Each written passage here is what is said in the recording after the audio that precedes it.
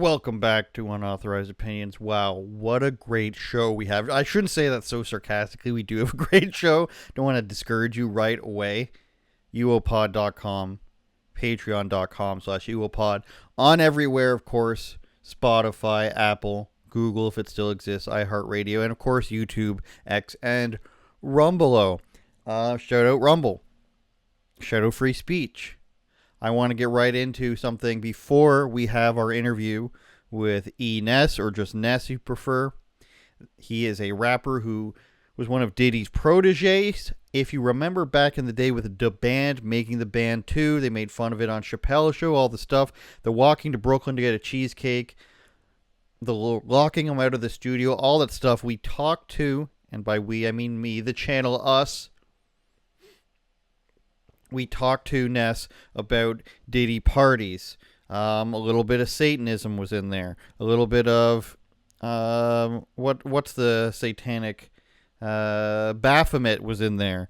We talked to him about Making the Band. We talked to him about Chappelle Show. All of that is in there. Stay tuned. You can also go and read more about it at theblaze.com, where we have an exclusive article on there for you. But that came out about a week ago, I believe, and now we are ready to drop the video of it with a little bit less PG things. You will see. But it's all in good fun, so stay with us for that. The first thing I want to talk about is, of course, white privilege. Now, we all... it's hard. I wonder if people don't know I'm being sarcastic sometimes, but we all know we have white privilege. White privilege to me is going to Blockbuster and not having to pay any late fees because the person's like, yeah, whatever, we trust you, we're racist. That's what white privilege is to me in a nutshell. But Caitlin Clark, WNBA. Let me preface this by saying that the WNBA is not good. Are we all talking about the WNBA because of Caitlin Clark in the past year? Yes, whether you even watch it or not, it wouldn't be in the headlines if it wasn't for her. She can shoot from really far away. She can play better than anyone else. I watched some of her stuff in college. I've watched some highlights of her in the WNBA. I'm not going to come out here and say I'm a big WNBA fan, but I'm willing to recognize when someone's really good and the best female player of all time. She can shoot way further than anyone ever has in the WNBA. So that stuff's undisputed. What is disputed, however, somehow, is whether or not people like her just because she's white. And the reason why people like her, or have liked her up to this point, besides the fact that she is really good at shooting the basketball from far away, which no other woman can do, or maybe very few women can do, but she does it the best. She's got the records. Another reason why they've liked her because she's stayed out of the woke business, out of the social justice business. Everyone in the WNBA has said things are racist. They've said we don't get appreciated enough. We need private flights. We don't get, endorsement deals, all this crazy stuff that turns out to be not true. They still lose money even after Caitlin Clark broke like 19 television records. She's got like the top 17 most watched WNBA games of all time, playoff records, rookie of the year, all this sort of stuff. And they were all this season, the WNBA players, saying it's racist, her support is racist and everything. And she never said anything. She would just be like, I want to focus on basketball. And that's why people liked her. Until now. Until now, Caitlin Clark has changed her tune for all of a sudden. And I'm not going to be one of these people who's just like, oh, we can't criticize her for this. What do you want her to say? You can be the most hated player in the league and still be the best. Michael Jordan did it. LeBron James does it. People said Kobe Bryant was too mean. All these sorts of things. Sidney Crosby in the NHL complained too much. Wayne Gretzky was protected by everyone. You can say all these things and have this happen to you and still be the best. And you don't have to, come out with these talking points. So first, let's hear what she said. She spoke in Time Magazine, and I wrote about this. She had this big Time Magazine article because she was Athlete of the Year, and this is what she said in it. And we can give you the full context. I've got the quote here, but I want to show you that she said this in full context. We're going to go on over to Time Magazine here. We're going to do an old Control F to find white. We're going to scroll down to what she says and really blow it up for you guys.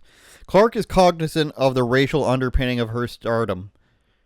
So again, we are prefacing this with her saying that there's racial underpinnings. She says, I want to say I've earned every single thing, but as a white person, there is a privilege. A lot of those players in the league have been really good. That have been really good have been black players. This league is kind of built on them. The more we can appreciate that, highlight that, talk about that, and continue to have brands and companies invest in those players that have made this league incredible, I think that's very important. I have to continue to try to change that. The more we can elevate black women, that's going to be a beautiful thing. So you can say all of this. She could have said, the people who built this league need to be appreciated and highlighted. That would have been fine. But then she goes on to say, a lot of these women are black people. We should make sure that they are getting companies and brands investing in them. That's racist. It's weird that you would say that about somebody else, but that's still a racist idea. Celebrate these people based on their race or because of their race. And then she says, I want to say I've earned every single thing, but as a white person, there is a privilege. I want to be able to say, this is how I'm interpreting it. Dave Portnoy, I think, interpreted some other way.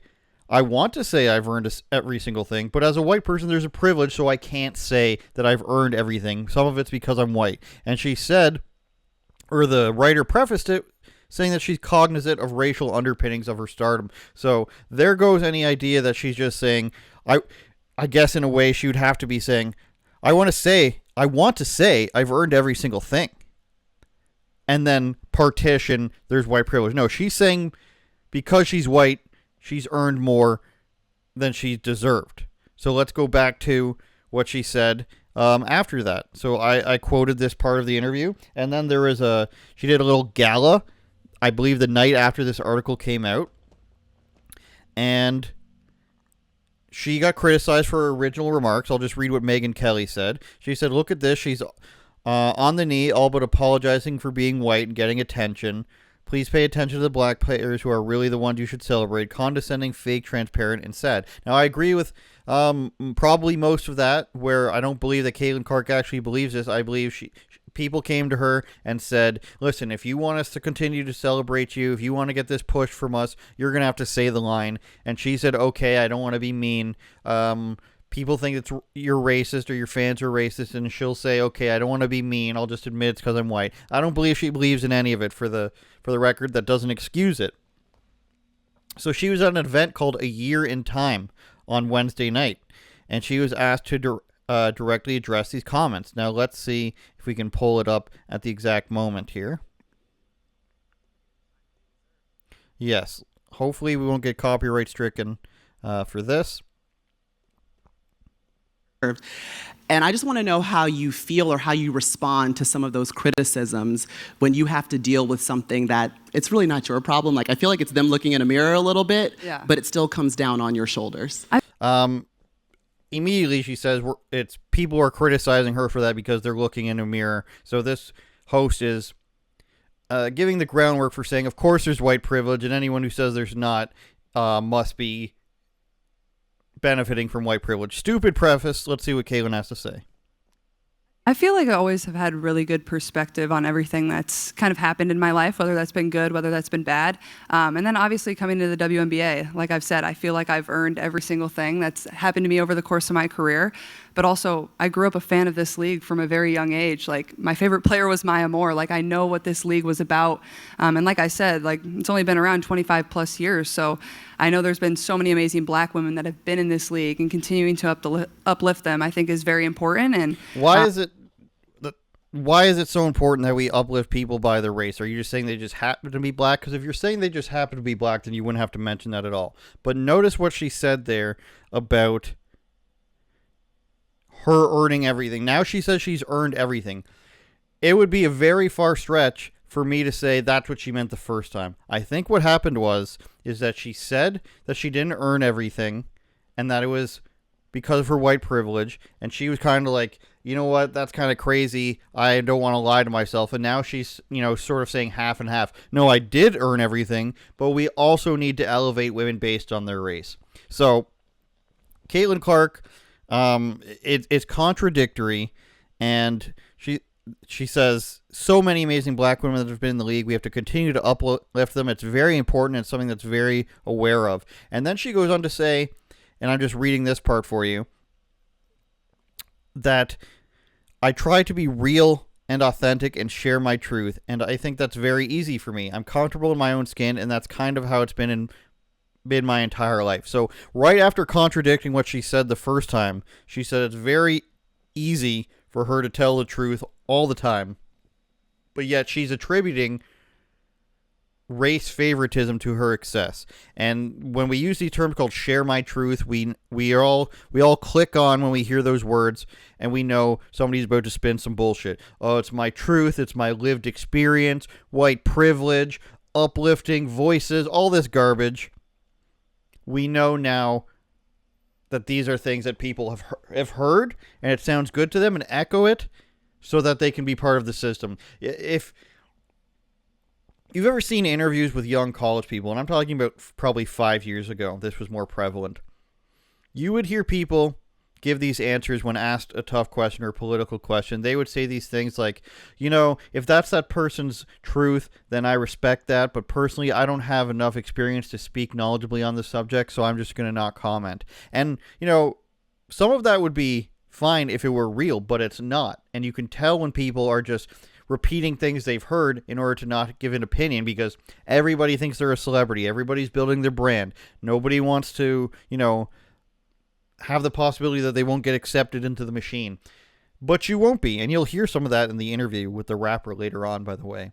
But you don't get accepted into this machine just by saying, oh no, I don't want to talk about these things. You have to end up doing what Caitlin Clark does. You have to end up bowing down to this weird Democrat left-wing establishment that says you have to say that being a white is not a good thing. You have to say you are privileged. You have to say you're oppressing people.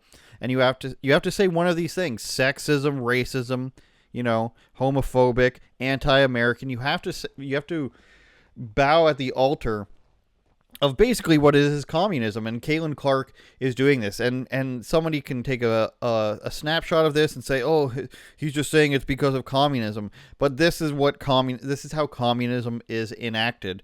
You split people by race, you put them into all these different groups, you say there's an oppressor, you say everybody's lesser than the oppressor, and they need to band together to take the oppressor down. That's the tactic, and that's why they want you to bow to it. So at the end of the day, you can say, hey, this person says there's an oppressor, this person says there's white privilege, we have all these people on our side, and if you are on our side, like Jimmy Kimmel, for example, you can get the benefits. So, I say this not lightly. I have written positively about Caitlin Clark in the last year because of what she did for the league, because she stayed away from these identity politics.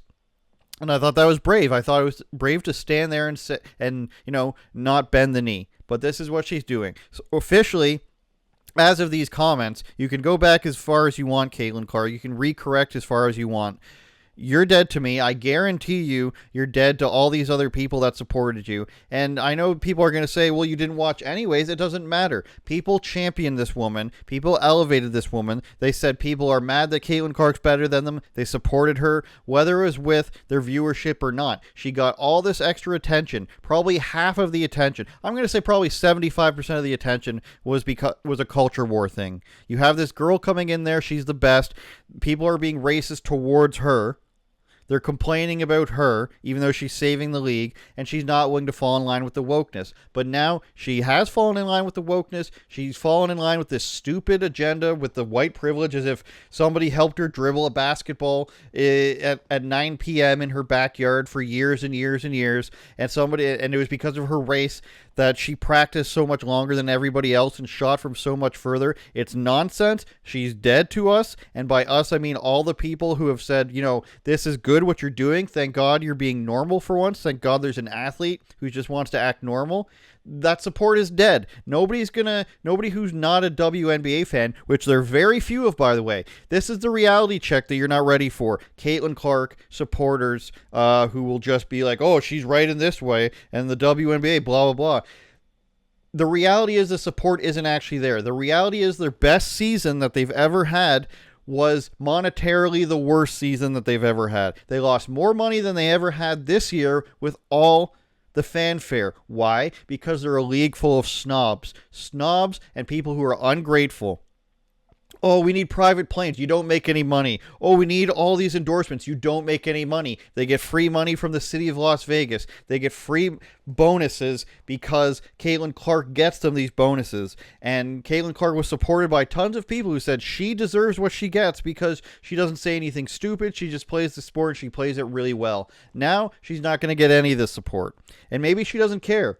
I know the rest of the league doesn't care. Maybe Caitlin Clark doesn't care. But all this stuff about how she's been doing a great job keeping her staying on the straight and narrow path, it's just another person. At the end of the day, you're now just another person who said everything that everybody else is thinking. You're not special anymore. You may be really good at the WNBA, but guess what? Nobody actually cares about the WNBA. I'm sorry. They cared about Caitlin Clark. They cared about how well she played. They cared about how she was able to put her head down and not engage in the bullshit. But now, sorry. This is just how it is. We want to pretend like this is something that it's not, but it is in fact what it is. You're no longer special when you just say the same thing everybody else is saying. Everybody realizes they put that idea aside of assuming that you were just another athlete, you were just another cog in the machine who just wants to do what they're told. Everybody put that aside. They said, this girl's not making any comment. Let's give her the benefit of the doubt. She's not saying she loves Trump. She's not saying she loves Hillary and Kamala and Obama and George and Bill Clinton. She's just saying a pure athlete, Michael Jordan style. They gave her the benefit of the doubt. And what does she do?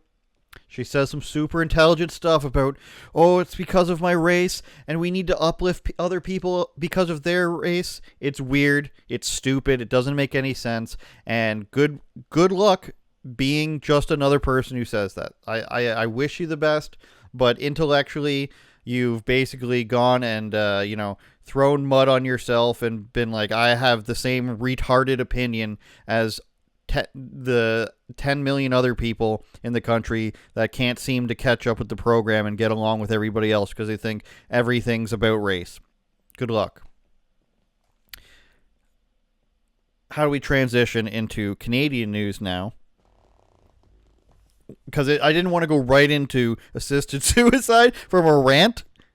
It just seems like whenever we go from I tend to want to go from fun, serious, ridiculous, everything else. But when we go from racism to assisted suicide, it's difficult. So I need just a Batman wipe, that sort of thing, or a spiral sort of thing. But I want to talk about, before we get to the interview now, the medical assistance in dying report in Canada. Yes, very dark. We've taken a dark turn. Medical assistance in dying in Canada report for 2023 just came out. I don't know why it takes them an entire year to get out these numbers for the previous year, but nonetheless, it's come out and it has increased. What a surprise. Surprise that is. Now, it has not increased as much as it has in the previous year, which they're touting, but it's still increased nonetheless. So I want to tell you how they categorize this stuff, and we'll look at some of the statistics. So they do it by tracks. I think personally a lot of this information is designed to confuse people because in this report, they don't really just give you a list of terms right off the top. I don't think they go with just right into a bunch of tabs and lists, bulleted lists and everything. But they split it up into two tracks. We're going to talk about it here for a couple seconds, and then we're going to show you the statistics from it. So track 1 applies to people whose natural death is reasonably foreseeable. It has fewer procedural safeguards and a shorter assessment period, 10 to 15 days. That's right, you heard it. If they think that you are eligible to die, it's 10 to 15 days you can get your request through. Track 2, however, applies to people whose natural death is not reasonably foreseeable. This track has more stringent procedural safeguards and longer assessment period, a minimum of 90 days. So even if they think that your death is not reasonably foreseeable, they'll still let you do it. So that's point 1. That's barrier number 1 of the sickness here, that, people will argue that they should be allowed to do it. I'm not one of these people who thinks the government should help you die, personally. strange, crazy guy. But track 2, where they said it's not foreseeable, they're just like, well, we don't think you're going to die, but we're going to help you kill yourself anyways. Very dark stuff. So we get to the numbers here again from 2023.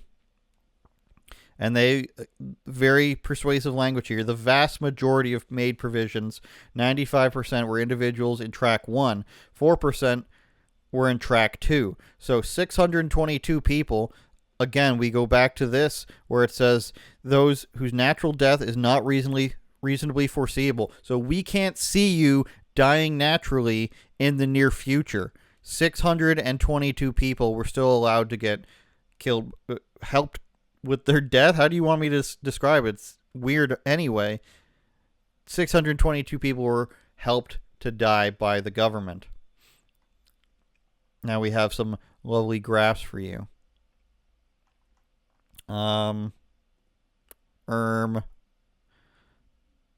Yes. So these are the age groups that died. These male and female. So track 1, you have, a good 14-15% of people under 64 years old. And then again, these are the people that they said were eligible. I'm sure that's going to expand. I promise you it's going to expand to include more of these things so that these numbers don't seem as bad, because the government doesn't actually love you. I'm confident, let's go 85% confident that they are going to start including more things in the reasonable or somewhat reasonable future where they can see a person needing this, if you can call it needing it. But the vast majority are 65 years and older, but there's still a strong contingent of around 15% of people under 65 and 3.5% of people 18 to 54. Now the people who, it's not foreseeable that they're going to die soon, again, dark, disturbing stuff here. 10%, 11.2% of these people are under 54 years old, and the government's saying, we don't think that you need to die. We don't think you're going to die in the near future, but, 15 or 11.2% of you, we're going to let you do it anyways. And then under 64 years old, we get up to 24% there, 23.4%. Is what we get for that age group. So this is insane, right? Then we go by sex as a percentage of sex and by which track. So it's more males that are doing it, 51% overall. More men are also doing it in the foreseeable death category of track 1. But this is strange, isn't it? Almost 60% of women is the ratio. 60 to 40 here, 58.5 to 41.5 for those listening. 58.5% of make up the women in track 2 who don't necessarily have a foreseeable death. So that's interesting. Why do women who likely aren't going to die, this again by the government's methodology, why are they more so the ones that want to do it? I don't know. I mean, we could go through the whole report. I think it's purposely meant to be convoluted. I think it's purposely meant to make it so you don't want to read the whole thing. Like we're not going to do. I'll show you the whole page. I'll show you how messy it is.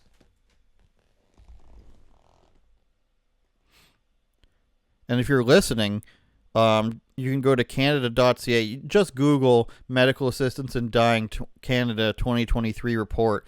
And you can see it doesn't start off with, I don't see.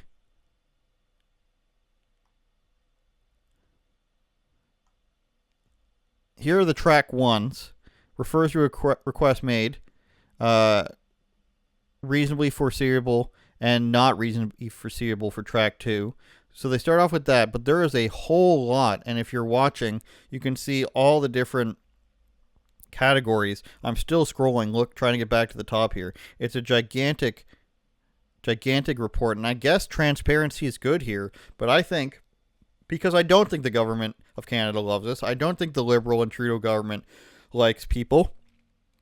And I don't think that the medical assistance in dying campaign or program is actually something that's good. I think it's the government wanting to save money on not having to keep people alive. That's what I think it's truly about. I think when you get to the top, there wasn't somebody who said, well, I think we should just be nicer to people and compassionate. They probably said, and again, alleged, not admissible in court, Your Honor. They're buying InfoWars this afternoon. I think that they look at these numbers and they say, we spend X amount of dollars keeping people who are terminally ill alive. Let's give them the chance to be unalived so that we can save money. I think that's what the real thing is. And I think, like you've seen in the UK, people will begin to be told that they don't deserve medical assistance because we are in a socialistic medical program. And I think you will also see, like you see in the Netherlands, the age will be lowered, and other countries across Europe, where in Switzerland, where you will be able to get alternative means, like the suicide pod, to be able to use. And in the Netherlands, you can get this service at literally any age. Literally any age.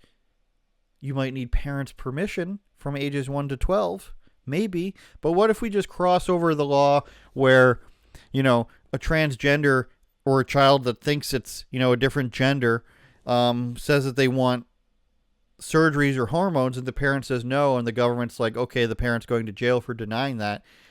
That's a thing in Canada. But right now, you need parental permission in these other countries. We're not far off from saying, hey, how dare you say no to this kid? This is their own health care, like they say with hormones and transgender care or health care. What do they call it? Gender affirming care, where you're not allowed to disobey your child when they request it. How far away are we from that? For MAID services, I don't think we're very far. So I think that this report, and they said something like 15%. I'll bring that up.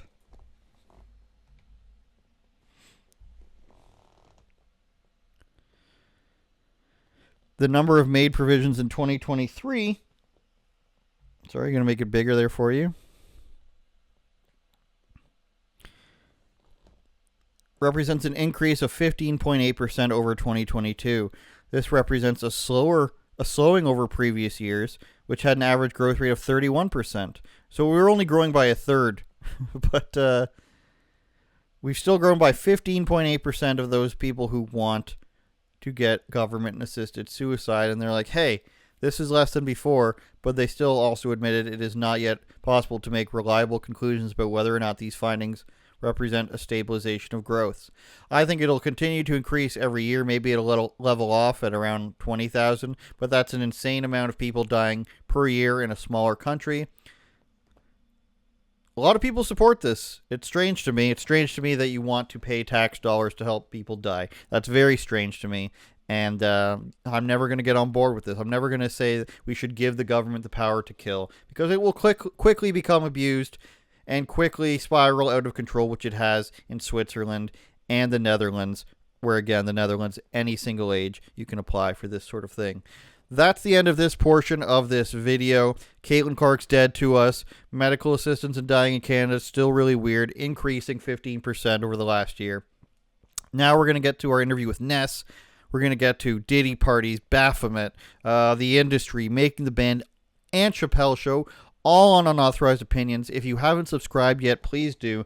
Go to the Patreon at patreon.com/uopod. We're putting up a new video in the coming days. I'll make a promise in the next 2 days after you hear this that it'll be up there. So head on over to the Patreon. Don't forget to subscribe on X or YouTube and Rumble. And if you're listening on Spotify or Apple, please take 30 seconds to give us a 5-star review. We appreciate it. We love you. We're trying to grow on Patreon, but we have been censored on there for talking about transgender issues. Sorry, not Patreon, on Spotify. We've been censored on Spotify for talking about transgender issues, so we think we're probably being shadow banned on there. Our numbers are down from before, so please continue to give us the love and share the podcast. Remember, I wouldn't lie to you except for maybe this once. Here's the interview with ENess. We'll see you next week. So the new song, I listened to it the other day. It's great, by the way. I've been a fan for a long time. I don't even know what year, ENess. Probably like 2000. 7 or 8, I want to say. So obviously I want to ask about making the band, and when you were doing it, was there any part of that when you were, I guess you guys weren't officially signed yet. Was any part of that actually fun? Was it all just work? Was there any in-between stuff that was fun that we didn't see? Or was it all just straight recording and everything we saw for the first season there? To be completely honest, and I don't want to make a negative spin on the whole making that band aspect, it just was a crash course in artist development. And during the time of recording the show, I was like under a lot of legal scrutiny, I would say. And I was like, at that time, on the run. I had stopped checking in with my probation officer down in Philly. So my whole time recording the show was kind of on pins and needles because for the most part, I wasn't supposed to be up in New York. That's like a direct violation to leave whatever jurisdiction that you are, have probation in. So me being up there was a direct violation. So yeah, it was fun, but then it was like a fear of me actually getting reincarcerated or not making a show. So it just was a bunch of emotions going on. Will I make the show? Will I get locked back up? Will I get violated? What's going to happen? So everything was kind of unknown. It was like unknown territory at that time. But to answer your question, yes, I did have fun combined with the worries and kind of the, just the normal stress of not knowing your legal situation. That's crazy to hear. That can't be a good time. I'm pretty sure I've heard, I don't know where, I remember hearing that one other band member was in a similar situation. I won't say which one unless you want to say it. It's Dyline, but they kind of like highlight, they kind of, everybody had a storyline. So Dyline's storyline was that of a troubled teen in legal trouble, or a troubled young dope that, was haunted by legal trouble and, the possibility of incarceration. So everybody had their storyline, and that was the Dyline storyline. But I had a similar storyline. They just didn't make it my storyline on the show. Yeah, they didn't want to do that for more than one person. Now, Right. When you guys were actually recording the first album, and all the locking out of the studio and everything was happening, and getting the cheesecake, of course, did that seem fair at the time, or was it just for TV and you're just like, okay, this is what they got to do to make the thing sort of exciting, or did it actually like hinder recording the album and the flow of everything? It was a combination of both. We was aware that it was a TV show, and some things would be done purposely for TV and ratings and to get the viewers to come back every week.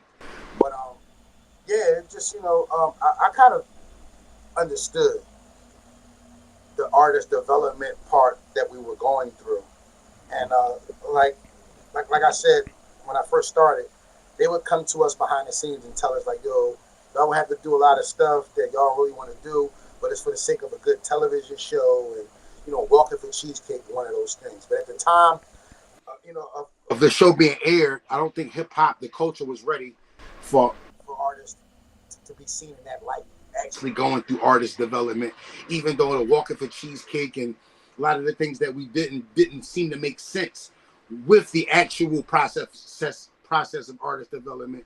But a lot of those things that we were asked to do, those public humiliation tasks, was basically an exercise for bonding, for bringing the group closer together, even if Puff had to be the antagonist, if you get what I'm saying.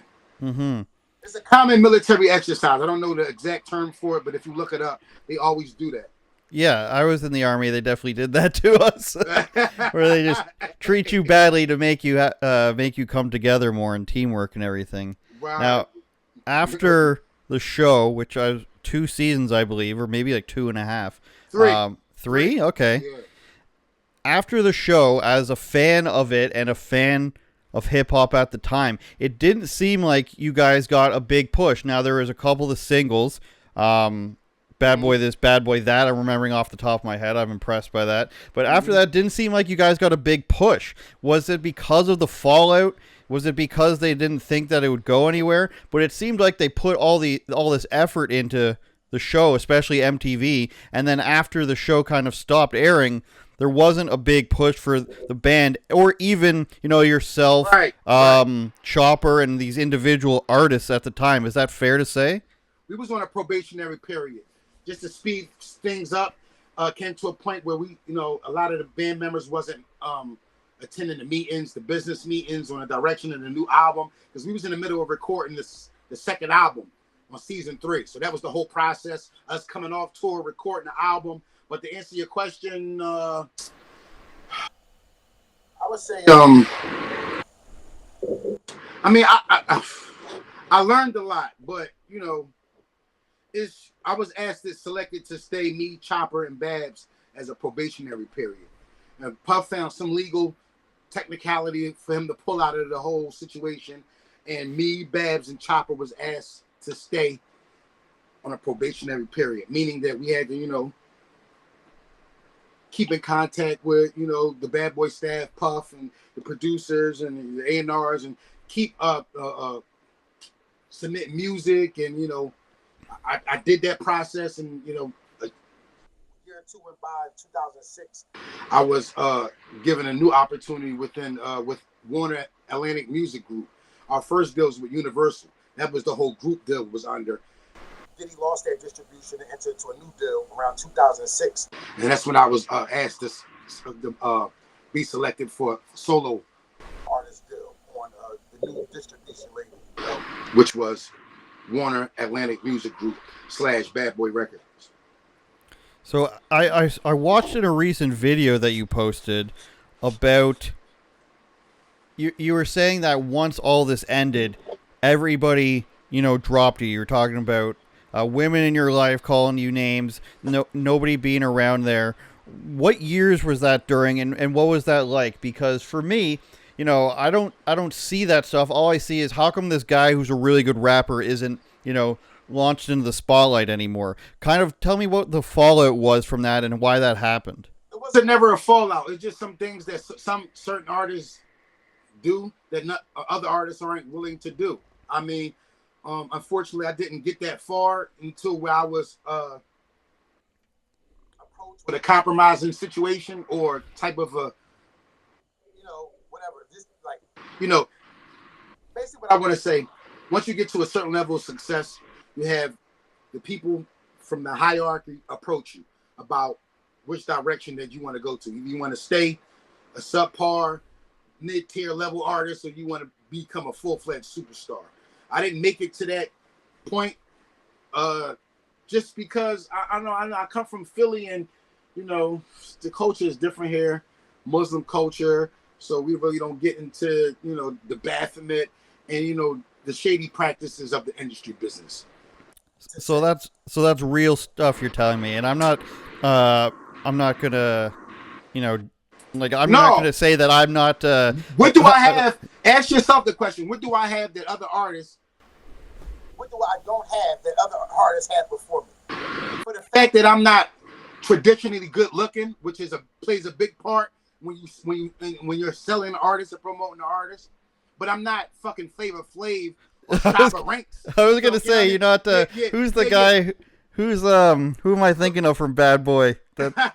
Craig Mack. Yeah, Craig Mack. You're not Craig Mack next. Come on now. Outside of that, give me some reasons that would have stopped me, because they hold all the cards. The reason why you sign with a major label is because you don't have the resources and the finances to appeal to a wide stream audience such as the majors. That's why you get with a major, because they can facilitate a hit record. When I was there, it was all about a self-preserved artist, an artist picking out their own beats, recording the sessions, going to the clubs, building relationships with the club DJs, the radio DJs. He wanted kind of like a Terminator type of artist that didn't rely on the label for the resources and finances so much, which is totally hypocritical of kind of getting a record deal with a big institution like Bad Boy Records. So them saying, where's the hit records? And I'm like, y'all the record label, y'all supposed to facilitate the hit records. I'm not supposed to do nothing but rap, but I get it. And you can just see gradually that Puff was kind of like distancing himself away from the music, mainly with being his main source of income and venturing out to other things such as TV. Making It Band was just like an experiment balloon for him entering the TV world. Once he proved to, the corporation that, he could make a good show, and he had a lot of, people tuning in every week, he was, given multiple opportunities for TV shows and shit like that. So it's like, show us what you can do with that. Once our show was a hit, he got allowed to, be on TV for the next 3 to 4 years. He had Making It Band 3, Making It Band 4, working for Diddy. How was it like working for Diddy? Like he had so many like shows, and we was kind of like the sacrificial lambs for him opening up a whole network slew of shows on MTV. Now, I have to ask, you mentioned the Baphomet stuff. What is it that they want you to do in regards to that in order to carry on with the label? Honestly, I don't know, because I was never approached. Like, I was always I was around certain people, and they would pull my coattail, pull me to the side, kind of explain to me I would say the steps you would have to take to, allow yourself to be approached to enter into that new level.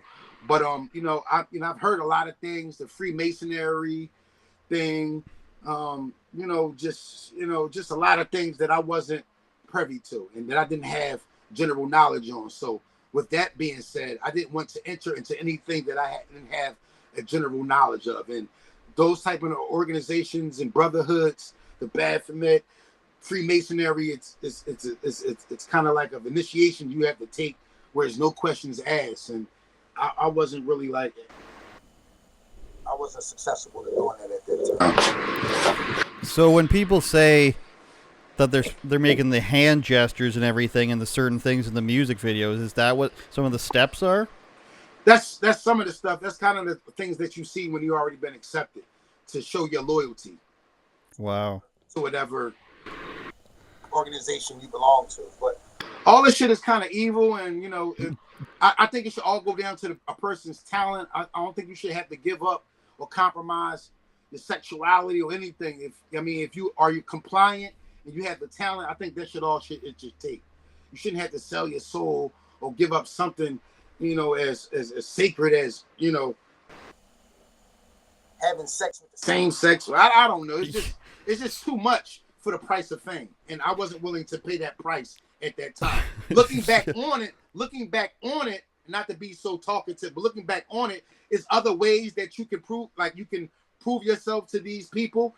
Sacrifice, public humiliation, same sex. So it's not just one way, but you have to reach a certain level of success for these guys to even approach you. When you talk about the gay stuff, and these are my words, not yours, it's okay. Are there artists you've heard of that will just be like, all right, I'm going to do this stuff to get a record label or to get a push or whatever? Have you actually heard of like someone who's like, I know a guy who did this for a fact? Nah, I haven't heard any real life stories. Somebody that was close to me or somebody that I was attached to, whether it was professionally or personally. I haven't met any. I haven't heard any of those type of horror stories. No. All right. I want to ask you about, obviously, the new song. Why did you decide to do it now? It's topical. I want to ask you about your personal interactions with Diddy, but what are you trying to get across with the new song? What are you trying to say? Honestly, and I'm just got to keep it all the way 1,000. It's just, capitalizing off the momentum. It's sad that, he having the legal issues that he has. But as far as my relationship with Diddy has always been mentor apprenticeship. There was never no type of weird energy outside of that. I never seen a lot of the things that he's being accused of. Yeah, he was a shrewd businessman, and sometimes, he could be emotional and, bark on people, and, but that just comes with the headaches and the everyday obstacles of putting out fires in the music business. Outside of that, I haven't seen any sexual deviance or anything like that. Like, me and his relationship was strictly professional, and that's where we kind of kept it. And none of the parties or anything, you didn't see anything weird? I've attended the parties, but it's a certain time. I'm I'm pretty sure you've been seeing a lot of people speak out, the Gene Dills, the Jaguar Wrights, the Charleston Whites, and all. Even though some of these people might have not attended these parties, there's a certain time where the standardized party ends, and then you enter to another time zone where the extra activities occur. And you weren't allowed to stay for those, even as an artist on the label? Me, I'm just a street guy from a single You don't want to. home, and I just was kind of like brought up a little bit different. When I'm tired, I'm tired. If I'm curious, I'm curious. And when I'm not, I'm not. It's just not one of those things that I didn't want to know or did want to know. It's just that at a certain time, if I'm in a certain mode and I'm ready to leave, or I feel as though I've stayed enough or outstayed my welcome, I'm leaving. So most of the times I'm out to the point that I don't even make it until those dark hours where it becomes, spooky. You feel what I'm saying? Yeah. Oh, I'm the same way. I'm already at the hotel with my catch of the night. You know what I'm saying? Feel me? All right. To answer your question, Did He Do It is not a diss record. It's a play on words. It's a play on pop culture. It's a play on current events. If you listen to the record, it's nothing about me saying anything slanderous towards Diddy. It's really just poking fun at the whole system and how you can be revered and celebrated and praised for 20, 30 years. And then as soon as you ruffle feathers, you could be attacked and your empire can come crumble down. Because it's almost like putting up a mirror at the same success that young Black Americans strive to get in the status quo is the same thing that, ultimately could break you and kind of like send you right back to a dark place that you don't want to be.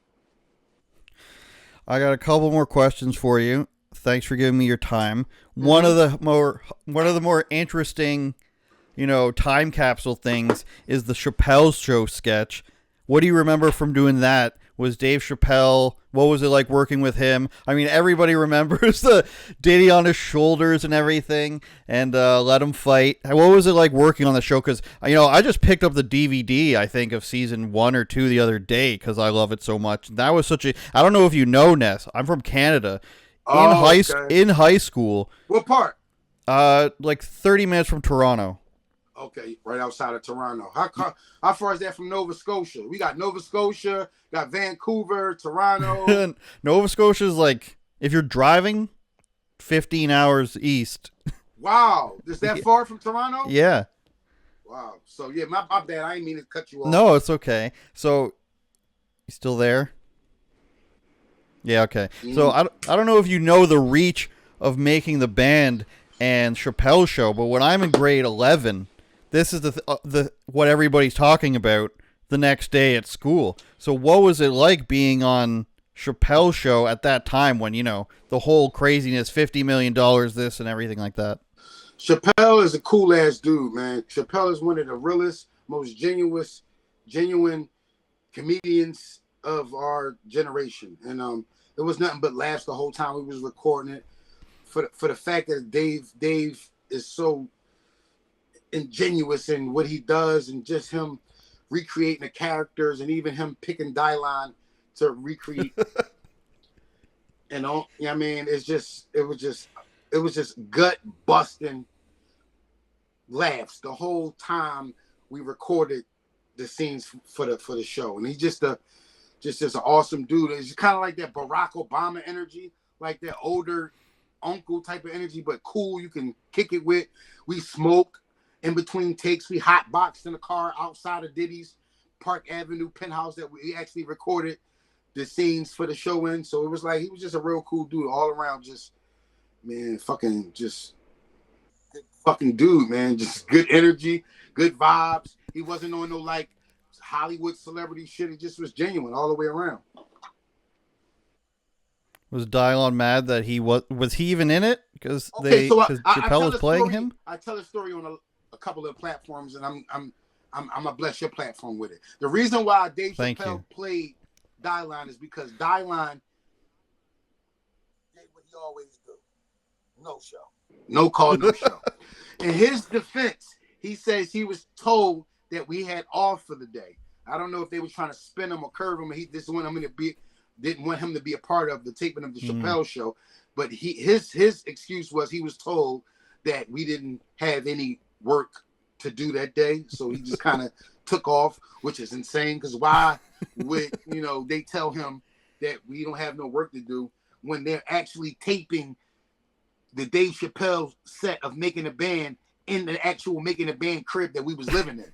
So that was like, wow. He didn't have to go nowhere. All he had to do was come to the set of the show where we was taping the actual show for the actual Making a Band on MTV. Dave Chappelle just came to the penthouse and just recorded where we were already taping the show on a reality show. I think I remember him using that excuse a couple of times. He did not show up. So to negate, to resolve that, he just like, I'm gonna play Die Line, and it just made it iconic even more. Yeah, that's clever. Mm-hmm. All right, the last thing I want to ask you about is when I'm searching through YouTube or whatever, so much like I'm seeing new Ice Cube, new Exhibit, Busta Rhymes, rappers of your era and before in the 90s. This seems like we're repeating all this because they don't have anything good. They can't. I don't see when I turn on stuff. Of course, there's some, right? I don't want to negate everybody, but when I turn on battle rap or something, it's still Ness. When I turn on the best performances, it's still Busta Rhymes. Why is it that there's not as much? What is it that we're missing today, the last probably 8 years, about new artists, new movies, you know what I'm saying, new TV shows being good? Why is it still we still need you and the other artists to carry things for these industries, do you think? Substance. It's substance. It's just substance. Is a natural transition of music, and the way we receive music and social media platforms, and you got podcasts and all that. Just the way we download music and process music and purchase music is just at an all-time high. I say that to say this: substance will never go out of style.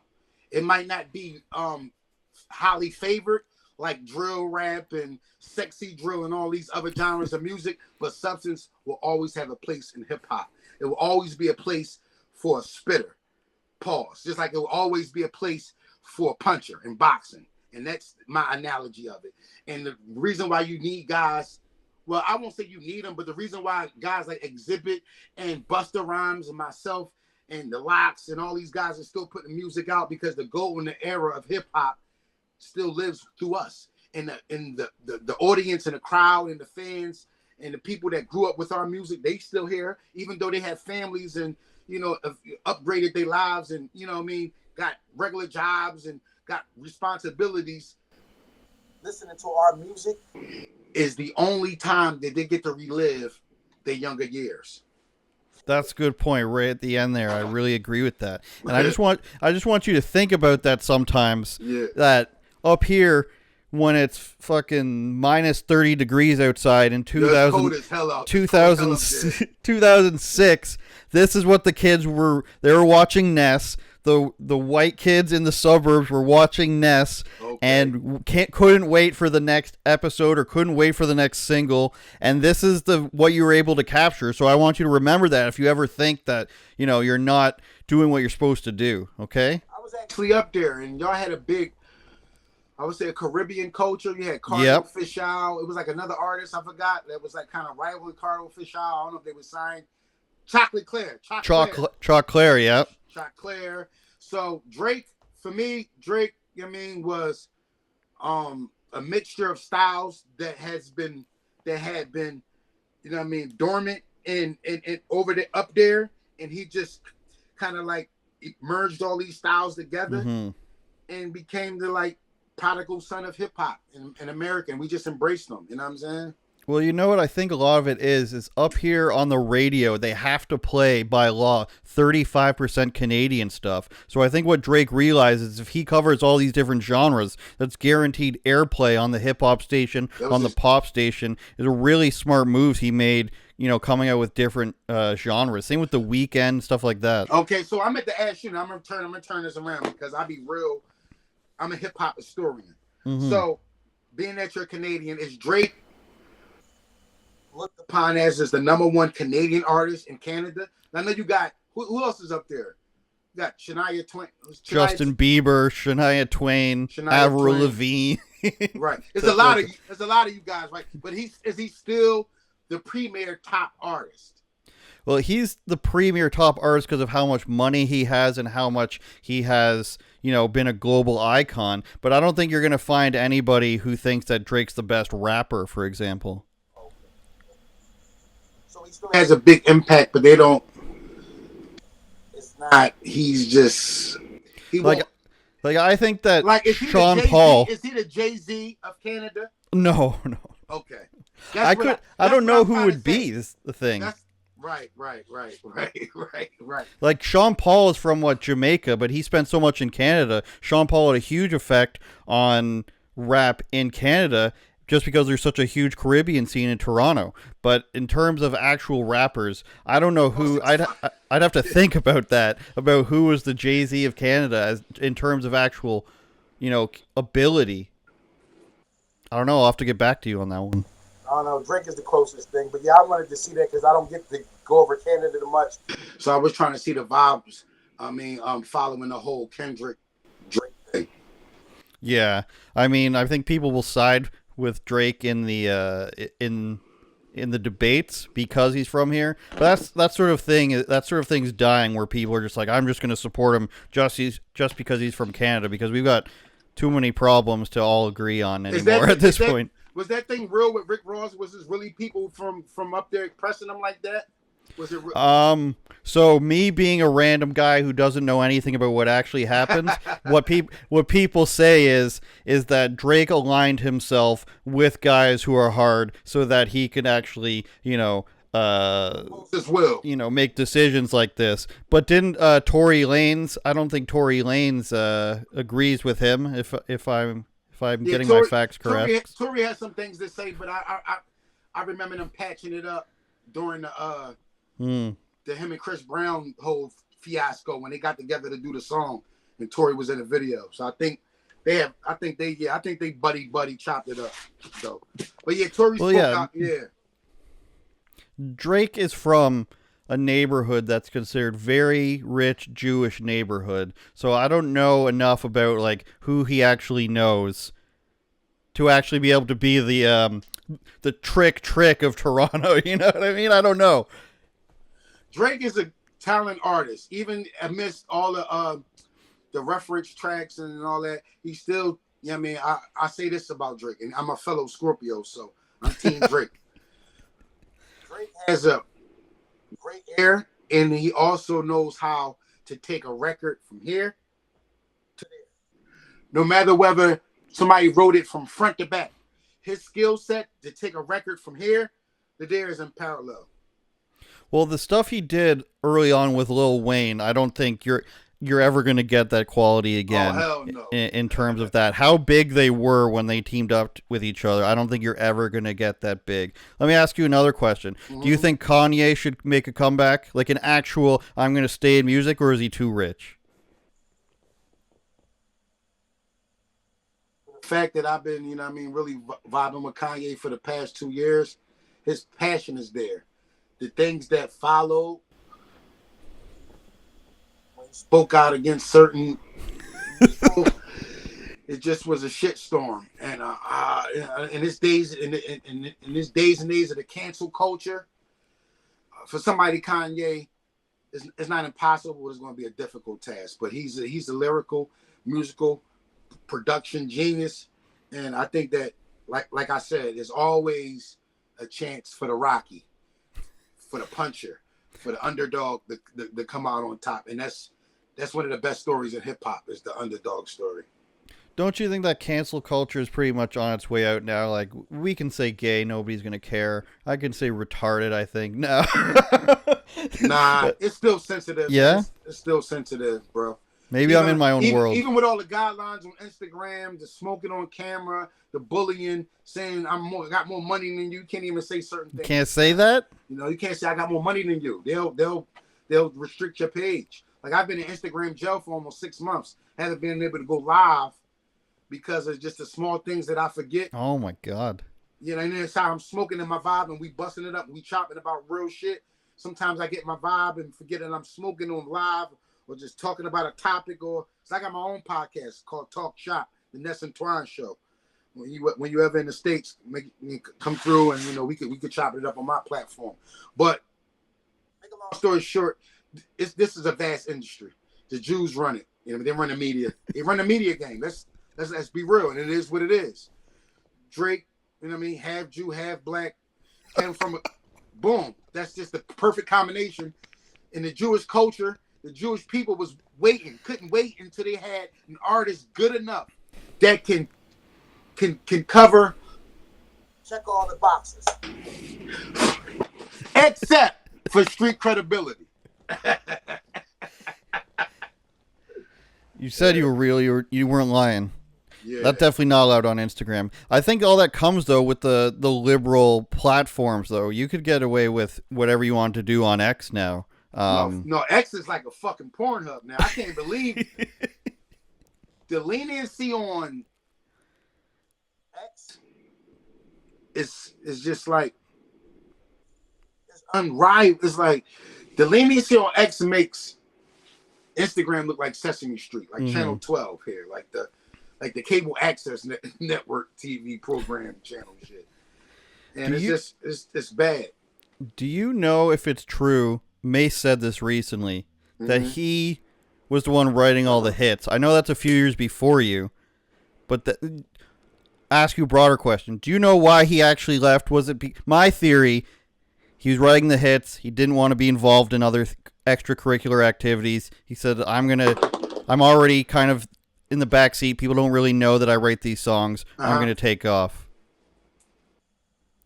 From my understanding, Mase was a big influence on a lot of the music, a lot of the writing commitments around that time. And just to his testament, he wasn't compensated as well as he thought he should have. And that led to a big decision that played in part of him separating himself and going another direction. But to not sound long-winded, he actually did make a comeback while I was up there. Do you remember back? The Welcome Back? The Welcome Back. That was 2003. I was currently signed. So I was able to experience the whole Mase coming back to the game thing. And I got to bust it up with him a few times. And, Mase is an excellent writer. And, I think as an artist, we all should be well compensated for the roles that we play. And, whatever type of music that's coming out of label, whether it's successful, subpar, we should just get paid for our work, man. We should get paid. Did you ever see Diddy in the booth? Yeah, Diddy is a jack of all trades, master of none. And I say that to say this. When it comes to producing, he's going to do whatever it needs to get the job done. He's going to sit there and situate the table. He's going to put the cell phone, the money. He's going to make sure you got the right kind of gear. Your hair is the right way. He's going to ad-lib. Everything that you've seen Puff do circa 1990, mid-90s Bad Boy is what Puff always encompassed. Like, whatever I need to do to move the chains, I'm going to do it.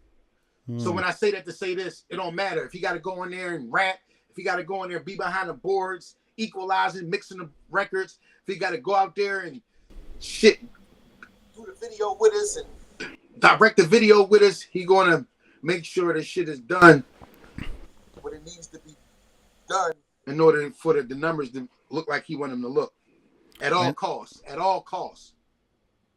That is what I think a good producer should do. But, maybe some of the songs, maybe they didn't need them. I don't know. No, Puff is a perfectionist, and he's just a fucking overkill, man. It's like, he that type of person that win, and then as you're losing, walking off the field, going to the parking lot, he going to be like intact. He going to be fucked, like kind of like, yo, yeah, we won. We told y'all, like, the fuck, don't come up here with the bullshit. He that guy. He got to make sure you feel it on all levels. All right, man. Well, I appreciate all your time. Is there anything else you want to say? Yo, Diddy Do It is out right now for download. Make sure y'all go get that. Shout out to HB.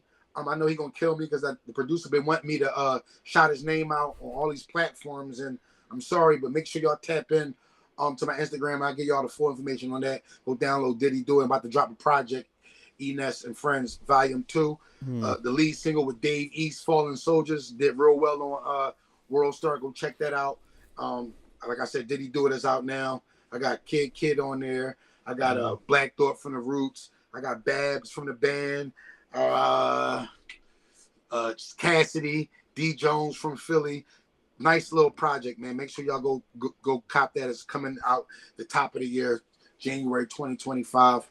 And just make sure y'all follow me on all socials. ENess_215 Instagram, 215 ENess on Twitter, on X. Don't get it wrong.